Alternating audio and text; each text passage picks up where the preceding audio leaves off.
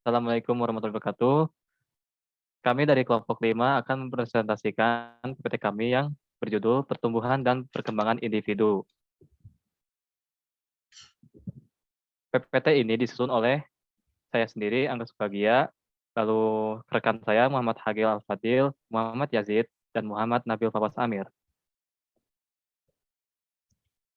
Untuk materi pertama dalam PPT ini akan dibacakan oleh Muhammad Nabil Fawas Al-Amir. Baik, terima kasih Angga. Yang pertama kita akan membahas tentang faktor-faktor yang mempengaruhi pertumbuhan dan perkembangan individu. Dalam kehidupan anak ada dua proses yang beroperasi secara kontinu, yaitu pertumbuhan dan perkembangan. Kedua proses ini berlangsung secara interdependensi, artinya saling bergantung satu sama lain. Kedua proses ini tidak bisa dipisahkan dalam bentuk-bentuk secara pilah berdiri sendiri. Akan tetapi bisa dibedakan untuk maksud lebih diperjelas penggunaannya. Pertumbuhan adalah perubahan secara fisiologis sebagai hasil dari proses pematangan fungsi-fungsi fisik yang berlangsung secara normal pada anak yang sehat dalam perjalanan waktu tertentu. Pertumbuhan berkaitan dengan perubahan kuantitatif yang menyangkut peningkatan ukuran dan struktur biologis. Hasil pertumbuhan berwujud bertambahnya ukuran-ukuran kuantitatif badan anak seperti besar, panjang, berat, dan kekuatannya makin sempurna, sistem jaringan saraf, dan perubahan-perubahan struktur jasmani lainnya.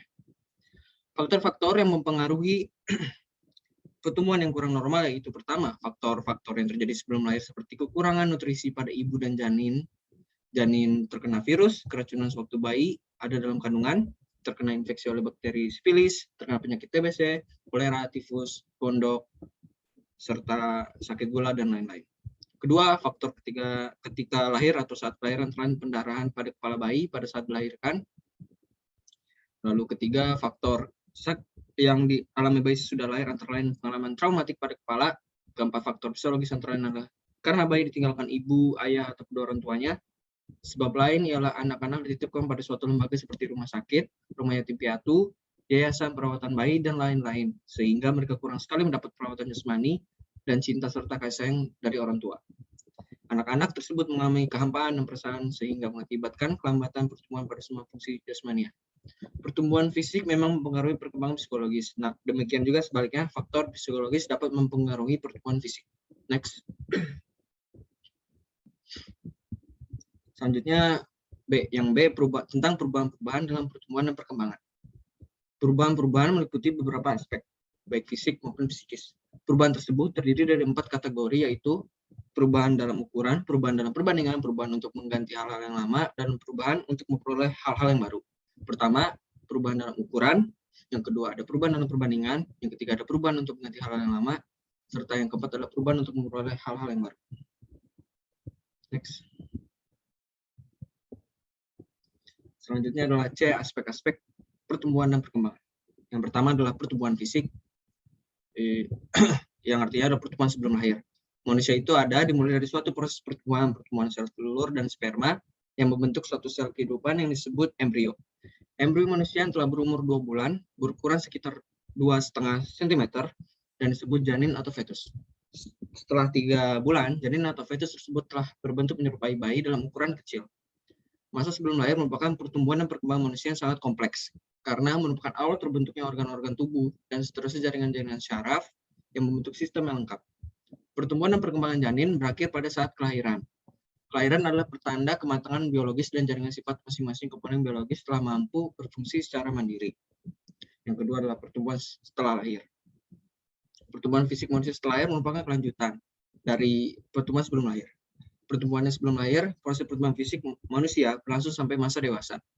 Pertumbuhan fisik anak dapat dibagi menjadi 4 periode utama. 2 periode ditandai dengan pertumbuhan yang cepat dan 2 periode lain dicirikan oleh pertumbuhan yang lambat. Selama periode kelahiran dan 6 bulan setelah lahir, pertumbuhan tubuhnya sangat cepat. Pada akhir tahun pertama kehidupan pasca lahirnya, pertumbuhan seorang bayi memperlihatkan tempo yang sedikit lambat dan kemudian menjadi stabil sampai anak memasuki tahap kematangan kehidupan seksualnya. Hal ini dimulai ketika anak berusia sekitar 8 sampai dengan 12 tahun. Mulai saat itu sampai anak berumur 15 sampai dengan 16 tahun, pertumbuhan fisiknya akan cepat kembali dan biasanya masa ini disebut gerakan pertumbuhan pubertas. Periode ini kemudian disusul dengan periode tenang kembali sampai ia memasuki tahap yang dewasa. Next. Selanjutnya akan dibacakan oleh teman saya Muhammad Yazid. Waktu dan tempatnya saya persilakan.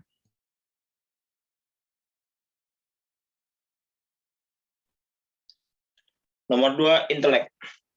Intelek atau daya pikir perkembangan berjalan dengan pertumbuhan saraf otak.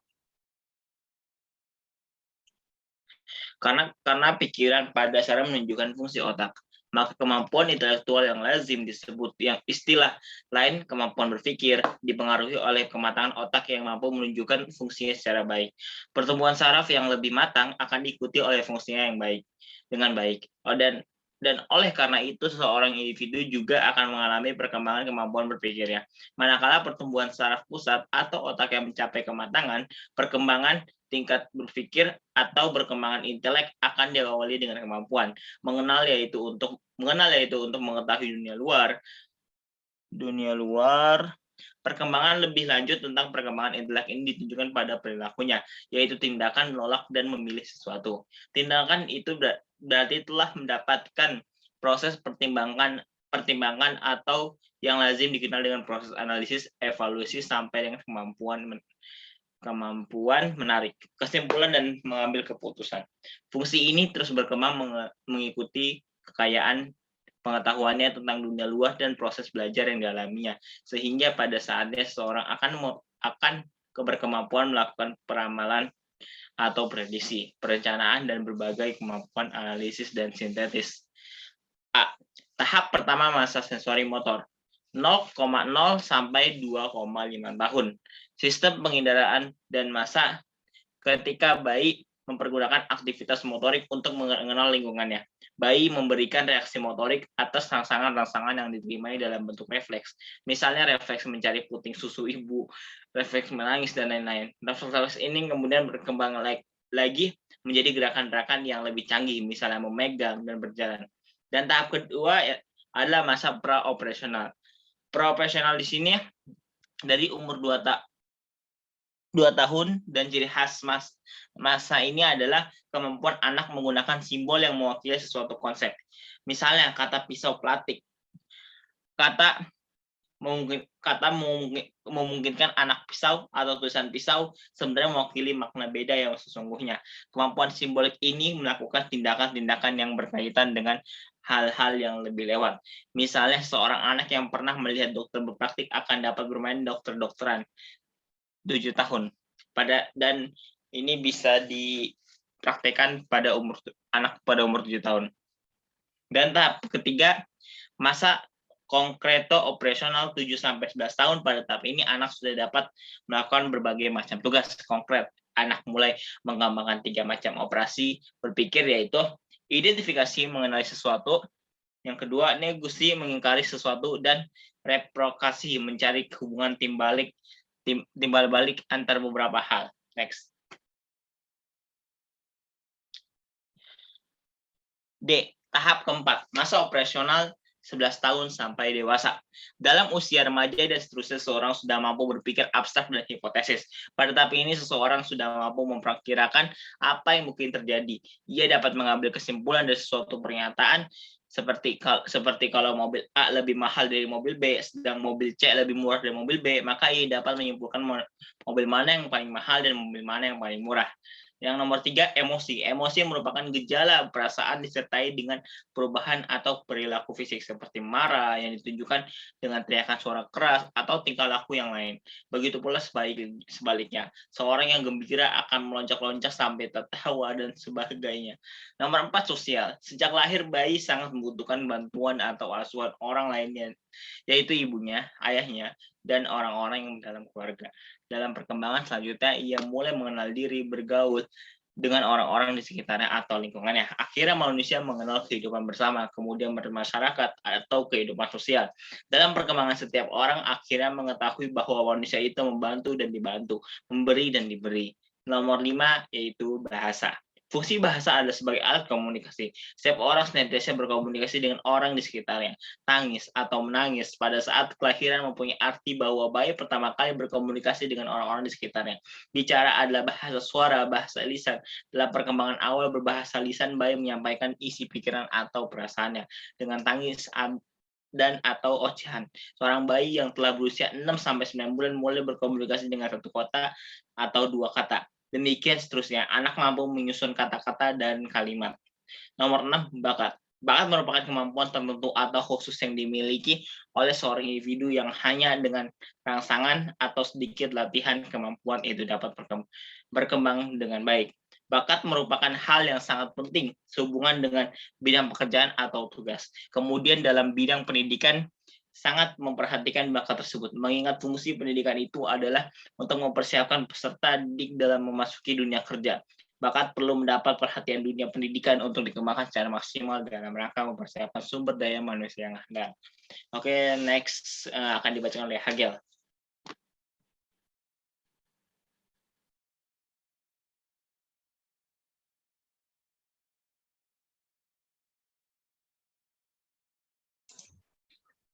Ya, baik, saya akan lanjutkan. Yang ketujuh adalah sikap, nilai, dan moral.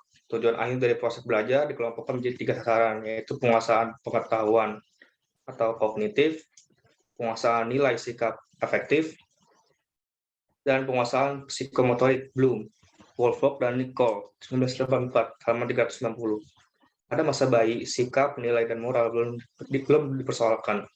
Tapi dalam proses selanjutnya sangat perlu mendapat perhatian sehingga kelak menjadi seorang yang mampu menentukan sikap yang positif, mampu menjunjung tinggi nilai-nilai dan moral dalam masyarakat.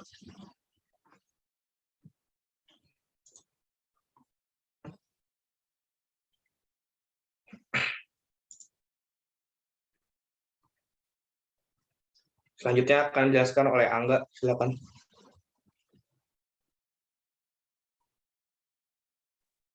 D. Hukum-hukum pertumbuhan dan perkembangan. Pertama, hukum Kapalo-Caudal. Hukum ini berlaku pada pertumbuhan fisik yang menyatakan bahwa pertumbuhan fisik organisme dimulai dari kepala ke arah kaki. Bagian-bagian pada kepala tumbuh terlebih dahulu daripada bagian-bagian lain.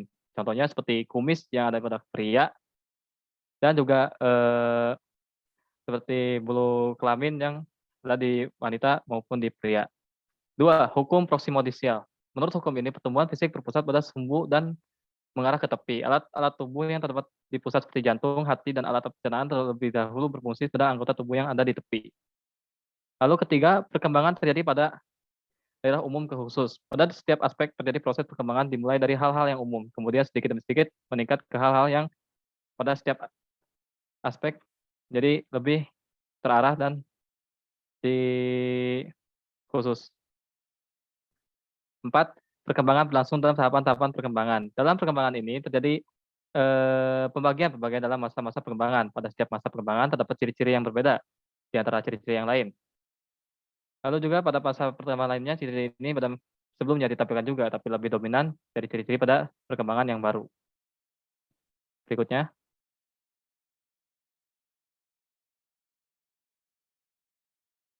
Next slide. Karakteristik pertumbuhan dan perkembangan remaja. Untuk menghindari kesimpang siuran dan kesalahpahaman dalam penggunaan istilah, sebaiknya istilah remaja dijelaskan terlebih dahulu. Istilah asing untuk remaja itu sendiri disebut dengan pubertate, adolescentia, and youth. Dalam bahasa Indonesia sering disebut pubertas atau remaja. Istilah puberti dalam bahasa Inggris itu sendiri berasal dari bahasa Latin yang artinya pubertas, yang berarti usia kedewasaan. Di Indonesia sendiri, istilah tersebut lebih dikenal dengan arti umum, yaitu remaja. Untuk remaja itu sendiri sulit didefinisikan secara mutlak, oleh karena itu dipahami dalam berbagai sudut pandang antara lain hukum, fisik, WHO, psikologi, dan sudut pandang masyarakat Indonesia itu sendiri. Yang pertama, remaja menurut hukum. Konsep remaja bukan berasal dari bidang hukum, melainkan berdasarkan dari ilmu-ilmu sosial. Hukum dalam hal ini seperti usia minimal untuk menikah, membuat surat-surat kewarganegaraan seperti KTP, KK, SIM, dan lain-lain. Remaja dari sudut pandang fisik. Dalam ilmu kesehatan dan kedokteran dan ilmu-ilmu terkait, remaja dikenal dengan perkembangan fisiknya di mana fisik seseorang yang sedang dalam masa kedewasaan mengalami perubahan seperti keadaan tubuh, hormon, dan bentuk tubuh tertentu. Menurut WTO, remaja adalah masa pertumbuhan di mana ditunjukkan tanda-tanda seksual sekundernya hingga sampai kematangan seksual. Pola pikir dan psikologinya berubah dari kanak-kanak ke kedewasaan dan mulai lebih mandiri dalam beberapa hal. 4. Remaja dalam faktor psikologi. Puncak perkembangan manusia di saat kesadaran akan sesuatu yang tadinya acak dan konkret, acak dan berdatangan mulai tersusun rapi dan konkret dari segi pengetahuan dan perasaan atau sikap. Ini disebut dengan entropi ke negentropi. 5. Definisi menurut masyarakat Indonesia. Dalam pandangan masyarakat Indonesia, pedoman umum untuk remaja adalah berlakunya batasan usia 11 sampai 24 tahun dan belum menikah. Pada masa tersebut, seseorang masih dianggap lazim bergantung pada orang lain, terutama pada orang tua atau kerabat, dan dianggap tidak lazim jika sudah menikah atau lewat dari batas usia remaja. Pedoman ini pun menjadi sedikit tidak relevan mengingat saat dimulainya masa remaja, terdapat perbedaan perorangan. Maka penentuan umur saja dirasa tidak cukup karena setiap remaja memiliki karakteristik keadaan sosial psikologis yang berlainan dan berbeda-beda. Berikutnya, next slide. Seorang remaja pada batas peralihan kehidupan anak dan dewasa. Tubuhnya kelihatan sudah dewasa, akan tetapi bila diperlakukan seperti orang dewasa, ia gagal menunjukkan kedewasaannya. Pada remaja sering terlihat, pertama, kegelisahan, pertentangan, berkeinginan besar untuk mencoba hal yang belum diketahuinya, keinginan menjelajah ke alam sekitar yang lebih luas, menghayal dan berfantasi, serta aktivitas-aktivitas berkelompok. Berikutnya adalah tugas-tugas perkembangan. Dalam tugas-tugas perkembangan, perkembangan merupakan suatu proses yang menggambarkan perilaku kehidupan sosial psikologi manusia pada posisi harmonis di dalam lingkungan masyarakat yang lebih luas dan kompleks. Menurut Haveggers, perkembangan tersebut dinyatakan sebagai tugas yang harus dipelajari, dijalani, dan dikuasai oleh setiap individu dalam perjalanan hidupnya. Haveggers menemukan 10 jenis tugas perkembangan remaja, tidak lebih sebagai berikut. Pertama, mencapai hubungan dengan teman lawan jenisnya secara lebih memuas dan matang. 2. Mencapai perasaan seks dewasa yang terima secara sosial. 3. Menerima keadaan badannya yang menggunakannya secara efektif. 4. Mencapai kebebasan emosional. 5. Mencapai kebebasan ekonomi. 6. Memilih dan menyiapkan pekerjaan. 7. Menyiapkan perkawinan dan kehidupan berkeluarga. 8. Mengembangkan keterampilan dan konsep intelektual. 9. Menginginkan dan mencapai tingkah laku yang bertanggung jawab secara sosial. 10. Menggapai suatu perangkat nilai yang digunakan sebagai pedoman tingkah laku. Mungkin itu saja dari kelompok kami, kurang lebihnya mohon dimaafkan. Sekian, Assalamualaikum warahmatullahi wabarakatuh. Bye-bye.